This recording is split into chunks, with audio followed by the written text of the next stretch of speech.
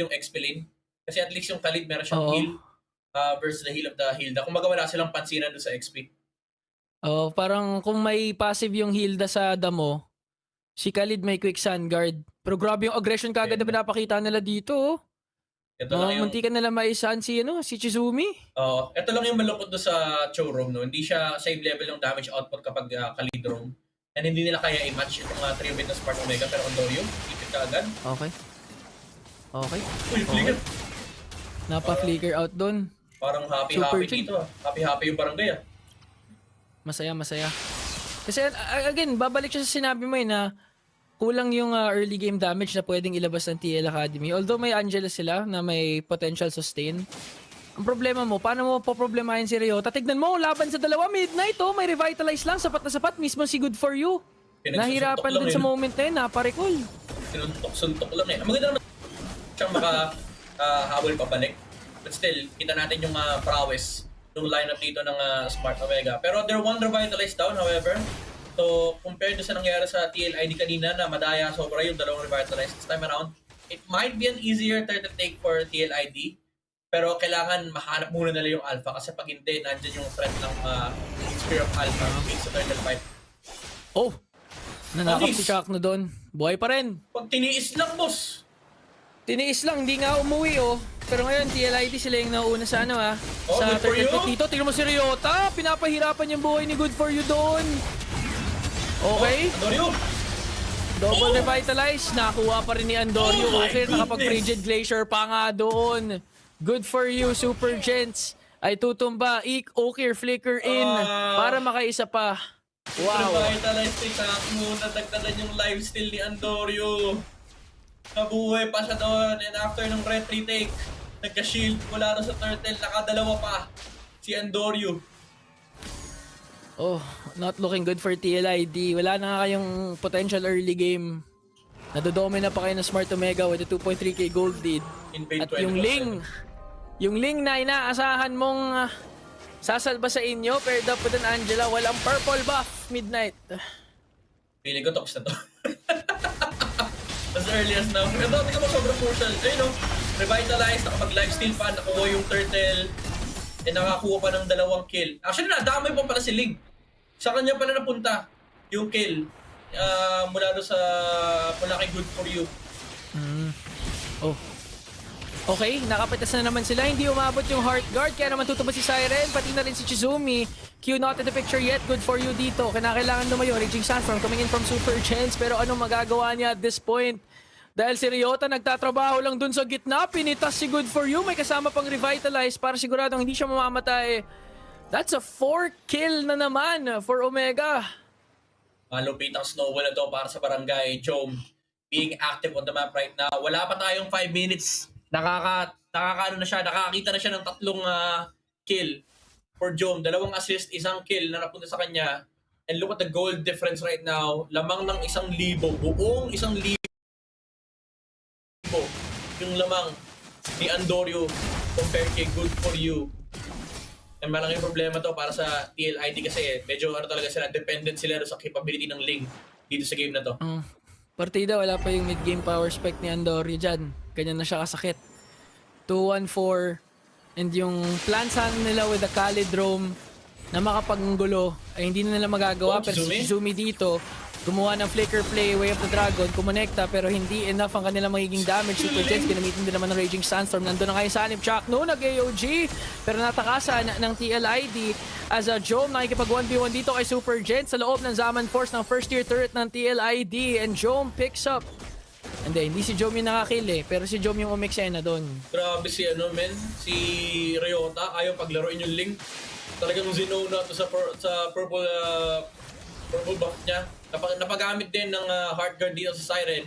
Hindi nga rin niya nakuha yung orange buff. Kinukuha ni Andorio lahat. 3-level difference between Andorio and Good For You.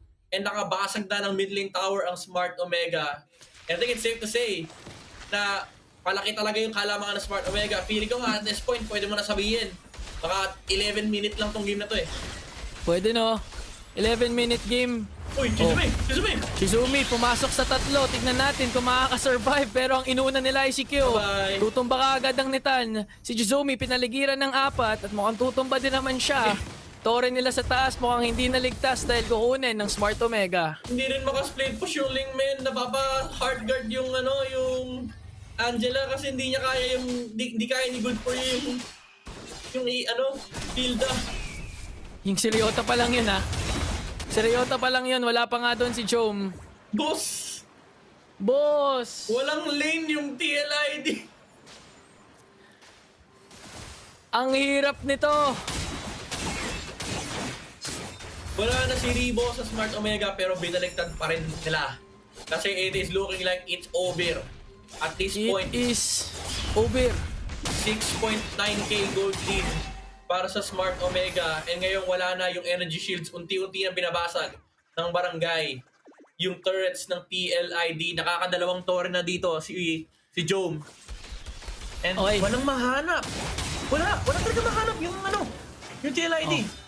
Wala, si Ryota pa nga naman. yung naghahanap sa kanila. Nag-ulti, pati na rin Heartguard. Revitalize lang ang kapalit Boss! sa sariling damo ni Ryota. Boss! Daming resources na nasayang Welcome. para lang sa wala. Welcome sa barangay. Nakatatlong tore na. Si Joe Mingan.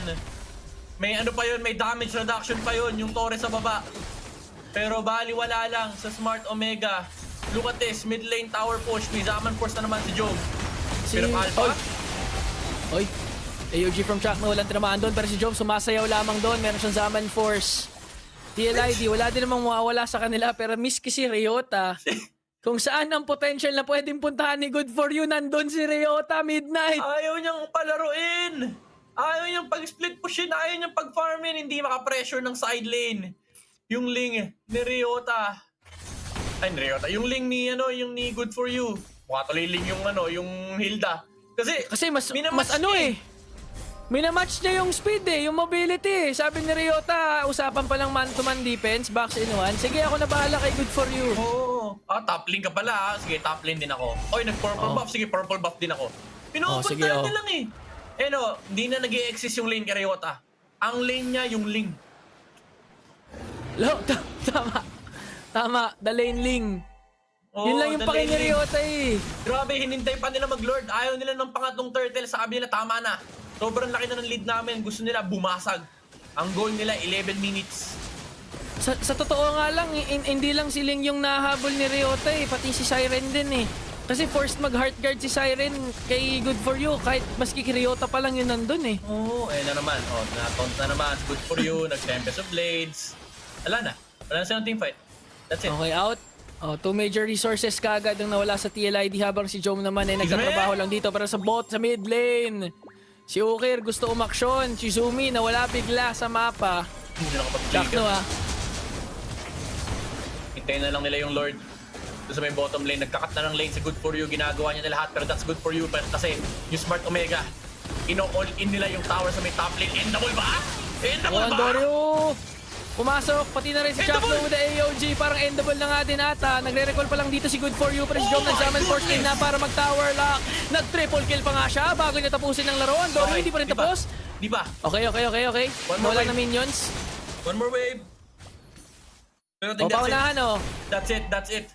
10 minutes yung pinakamabilis sa game natin. Tumakbo na sa Good For You, hinabol ng Spear of Alpha. Kaya nandiyan na Smart Omega. Ito na ang barangay. Naamoy na nila yung base ng TLID and that's game number 1. 9 minutes and 26 seconds.